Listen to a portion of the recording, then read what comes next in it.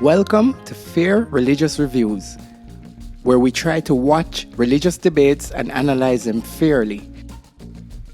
We will take the time to scrutinize, analyze, and break down the debates, monitoring to see who is fair, who is honest, and who is being factual. As per usual, I try to come from a neutral point of view, an agnostic point of view, not trying to lean towards either party in the debate. Today's video is part 2 of the African Christian versus non-believers. Please step forward if you agree with the prompts. Miracles are real. Now, as per usual, I will try to answer the question before they get into the debate. This one is a tricky one for me. Miracles? I'm not sure if miracles exist. I know that people believe it exists, and I know I've heard of miracles which, let's say, somebody got a healing. Coming from a Pentecostal church, I've seen a lot of people, credit God for healing. But on the other side, I've seen people, let's for example say cancer. Somebody was at stage 4 cancer and given X amount of time to die, both Christian and non-Christian. And I've seen both come out and not die and live for years after. The non-Christian might just say, they don't know what happened, but it receded. They tried everything. They don't know if something worked. But the Christian will say, regardless of what they tried, they will say God healed them. In most cases, in my experiences. So it's hard to tell. It's hard to tell. I mean, if you read the Bible, there are some things that, changing a snake, a stick into a snake, parting the Red Sea so people could walk apart. Those would definitely be miracles. It's just that we've never seen that, with our eyes. And the question is it real? Or is it just, a fictitious part of the Bible? So, and not just the Bible, because the Bible is not the only place you would find miracles. What we call quote-unquote miracles, I mean, even the evildoers would be able to, even in the Bible, I remember that same story of, I don't remember if it was Moses or who had the stick that turned into the snake. But the opponent, the other spiritual sorcerer, was doing some of the things he was doing too. He just probably wasn't as powerful, but, from a miracle point of view, he was performing miracles too. So, yeah, I mean, even if it did exist, could you accredit it to, since the topic is Christians versus non-believers, could you accredit it to Christians? Miracles are not necessarily even connected to even Jesus and religion and even biblical and all that sort of thing. Miracles, for example, even in something that you cannot explain within the normal human brain comprehension. So I'm talking about in this context.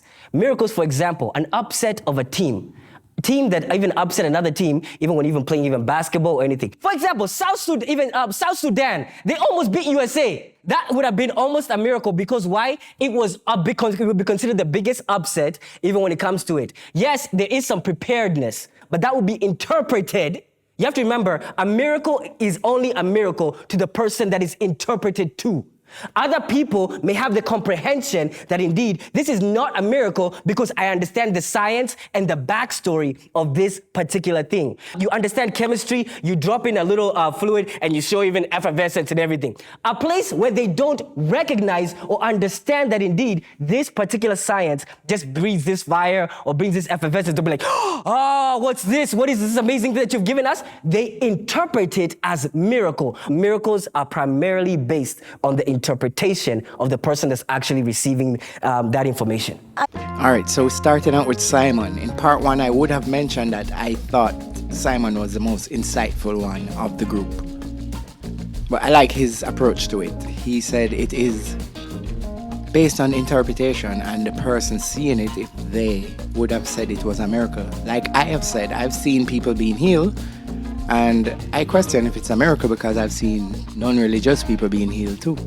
Not to say God couldn't heal anybody, but yeah, it's just a tricky one.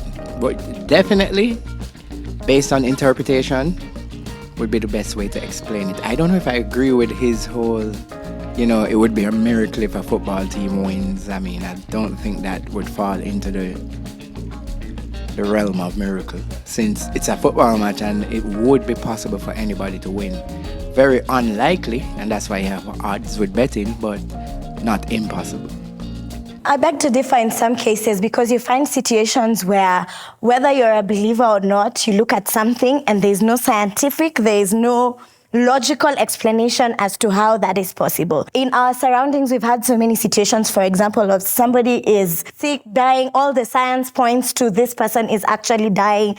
They have tried traditional medication, they have gone to all the best doctors in the world, and they have been told, this is it, this is your time, and anybody who has eyes can see. But then you find they get better, they come back to society, and there's literally no explanation. So Fiona is saying there are some miracles that a non-believer or a believer would believe. I question that, because you have to believe in miracles for you to believe it's a miracle.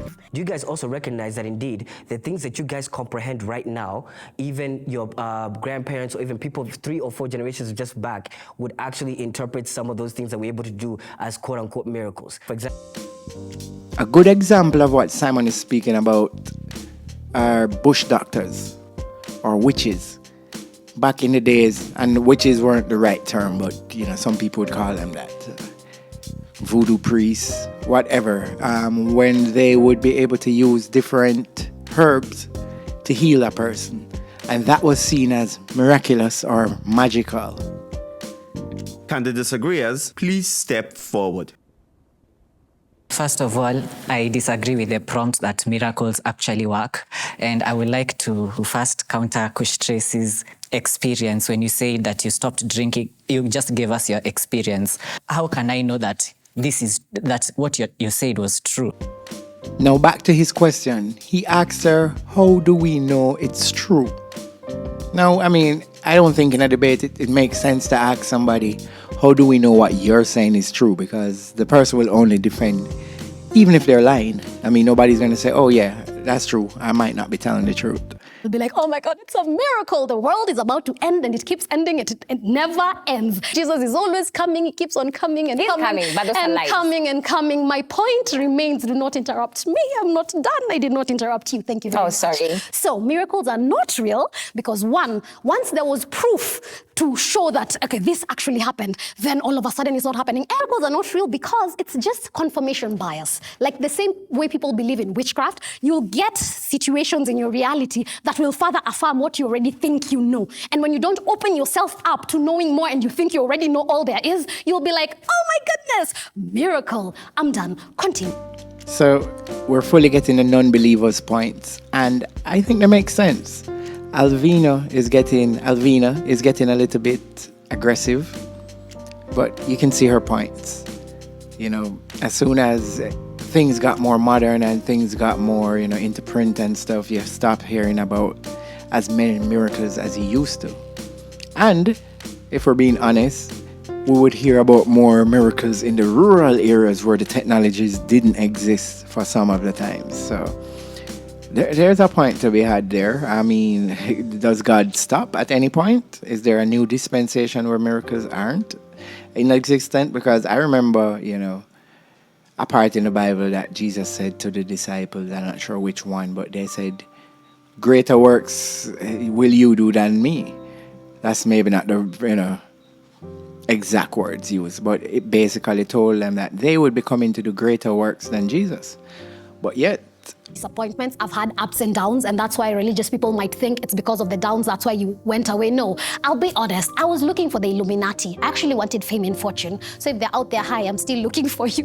Alvina now says she'll be honest. She wasn't hurt at the church or rebelling, but she's honest that she was looking for the Illuminati. And I'll be honest to say, that's crazy. We won't go into the whole what we think the Illuminati is, but just the perception of what people think it is and what she clearly thinks it is. It's hard not to think that she is in a rebellious state. And even judging by her demeanor, her lack of composure, discussing the topic, it seems more emotional than logical. Similar to Tracy, just on the other spectrum, on the opposite spectrum. I love what you say. Jesus is always coming. The problem is, as I said, you're not reading the word, you've never read the word. So you think what they say is true. I've read the word, I know what those people say is a lie. Is Jesus coming? Yes, but he's not coming right now because there are things which are going to happen before he comes. So you're speaking from a place of you lack the knowledge because you've not done the work of reading the Bible, right? You assume I haven't No, I'm read just the saying Bible. because It's an what you've assumption. said is people are saying Jesus is coming and he's still not coming. If you've read the word, you will know as a true Christian and a true believer, Jesus is not coming right now. Now I think to match Alvina's energy, Tracy has stepped it up a bit more. You know, assuming that Alvina didn't read the Bible was obviously incorrect or had no knowledge of it. It would assume, or it would seem, that Alvina has more years at church than Tracy does. It's not far-fetched what Alvina is saying about, you know, him always coming. Tracy has a different understanding of it, but I don't think that's the majority of the understanding. I've been taught from I was in church that he could come anytime, even though in Bible class they might teach, but these prophecies have to be fulfilled. So it's kind of confusing. There's so many discrepancies in the Bible. All of this started when Eve ate an apple. Yet in Hosea chapter 6 verse 4 verse 6, it says that my people perish due to lack of knowledge. You see, I know my Bible. I have studied that book, and that's why I know it's a vile book full of rape, horror, murder, all that. So Eve ate the apple. Eve wanted to see and know the knowledge of good and bad. And then we all get punished. Yet Hosea says that we're perishing because which is which? And there goes Alvina, proving my point right away. Quoting directly from the Bible that she knows. Not saying she knows everything. People know scriptures that they need to know, and I'm sure it's the same for Tracy.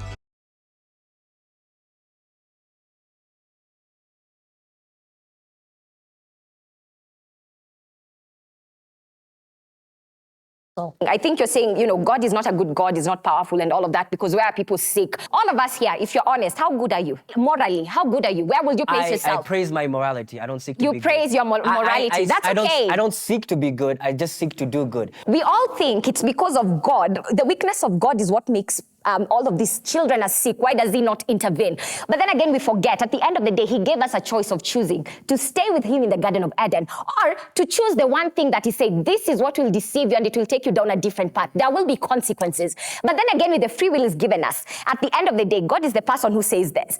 You choose me, you don't choose me, it's up to you. So Tracy's making one of the mistakes I think most religious people make while debating others. It's coming from the angle of my story is real and everybody knows that, you know. So when she said they're forgetting the history and, you know, God gave us a choice to eat the fruit or not, she and a lot of, you know, Christians with this point forget that the person you're talking to don't believe in that. So you're saying it as a fact, and this is, you know, this is why why the conversations are endless. Everybody's just stating their own facts. But in this case, she's stating, you know, Adam and Eve had a choice, and this is why God is not healing everybody now because of the choice we made. I sometimes think that's some of the craziest things. It's like, could you imagine your grandkids being punished because of what your grandfather did? Like, it goes on forever and ever. They ate the apple, so everybody suffers forever and ever and ever, and that's fair and logical. Let me just interrupt you Go ahead. guys. Let's go back to the definition of what is a miracle. What is a miracle? A miracle is something extraordinary that happens that has no logical or scientific explanation. Yeah. Ding, ding, ding, ding, ding.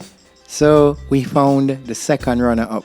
Well, I found the second runner-up in my head for the most logical person on the panel. So we had Simon at first. I think Fiona keeps the whole topics on track.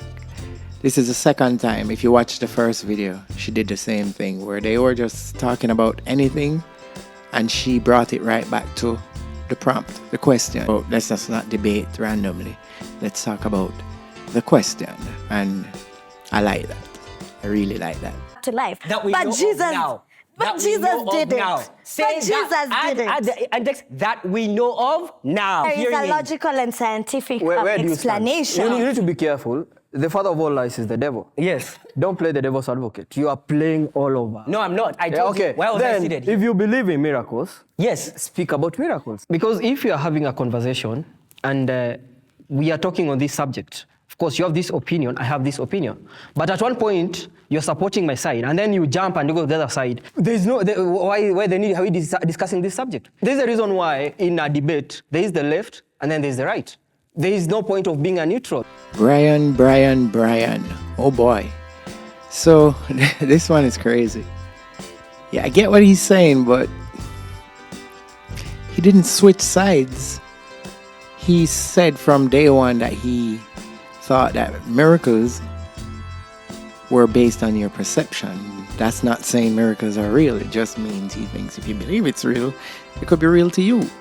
Because he came in the miracles are real side to say that it's based on perception, Brian got the idea that he believed in the miracles the same way he believed. So now he's calling him out for flip-flopping, changing sides, and saying he should make up his mind because there's no point in having an A or a B if you're going to switch sides.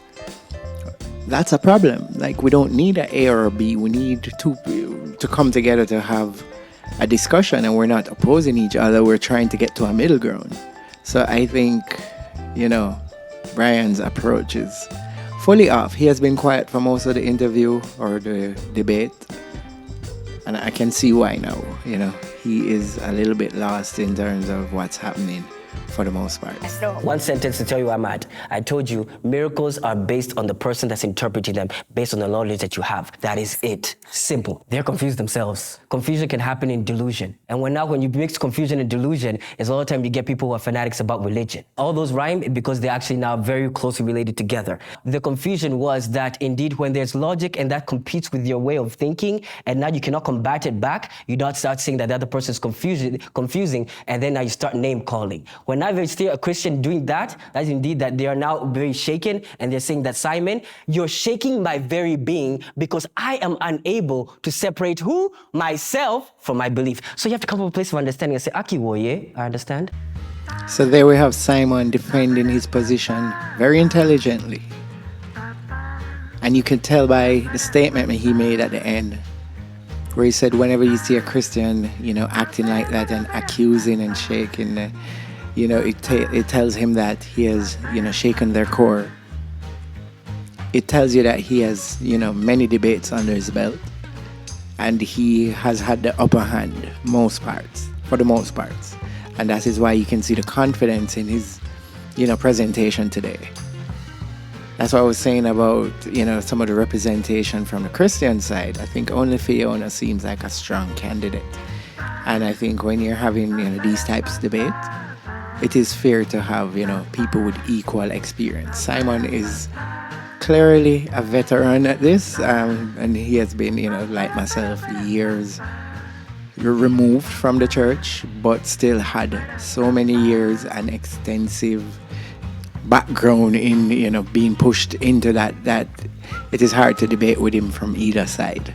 And I love what you said. You brought up something about witchcraft and, miracles and all of that, right? Whether we believe it or not, people go to the witch doctors and they tell us that we've seen the stories even online, real life stories. If you say, I don't believe in witchcraft, it is not there. So just because you don't believe, that's what you tell yourself to convince yourself that you're safe. I like the point that you said, just because you don't believe in something does not mean it does not exist. And just because you believe in something does not mean that it also exists. But does it make me not believe that God is a healer because I have these things? No, I do understand even Paul had a thorn in his flesh. And then at the end of the day, the test of your faith is, if God has not done that thing which you want him to do for him to prove to you that he's God, do you still have enough faith to believe that he's still God and he's still good?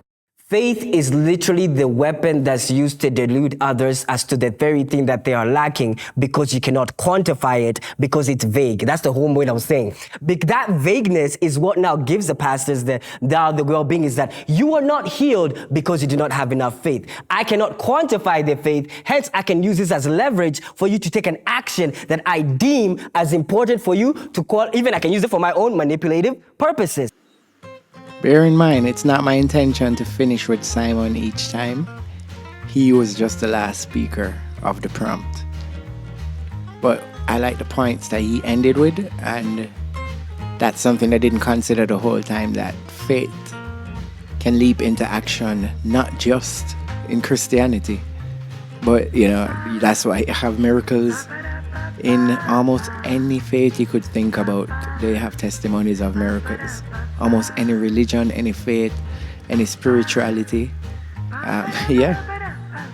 And some of them we can actually see. Like, would you say when you go to an African, spirituality meeting, let's say a voodoo sermon, and people get possessed and do things that they, could not normally do. I can understand from a Christian point of view, they would say, well, that's just possession and evilness. But on the other hand, me again from the Pentecostal background would see people get the Holy Ghost. And that wasn't much different from the African traditionalists getting possessed. They would just have a different saying. And they were saying, they were saying you had ghosts in you. It's just that it was a Holy Ghost as opposed to an evil ghost. And as I said in the first part 1 of this video series, everybody sees their side as good and the other side, the other side as evil. So, person looking in from the African religion will see Christianity as, them doing work. They're being devil possessed. All manner of different ways to describe, each other as evil. But it's hard to, as a neutral, it's hard to see which one is right, or is it none of them are right and they're just all lost in their own sauce and trying to get everybody else into their ships. Well, we've come to the end of part 2 of this series. I will post part 3 on Sunday. So I know we say we'll post every Sunday, every Wednesday, every Friday.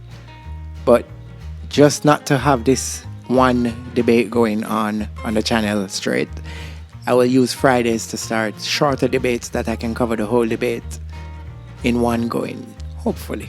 If I have to break those into parts, then you'll have part 1 on Friday, part 2 on the next Friday, while I continue this one. I think this one will have the African Christians versus African non-believers will have 4 or 5 parts. Undecided yet. But thanks for watching so far. It's been a pleasure, I know you could be anywhere using your time to do anything, but just being here to break down and analyze with me, I really appreciate it. Hope you've been putting comments in the comment section, giving me your inputs, telling me where you think I am right, where I am wrong, even more so I can, improve. Yeah, and tell me anything you see, could be improved in the new channel. Let me know if the audio is okay, if the music is okay, if the visuals you're seeing is fine. If you have any suggestions for improvement. Thank you. Please like, share, subscribe. Have a blessed day.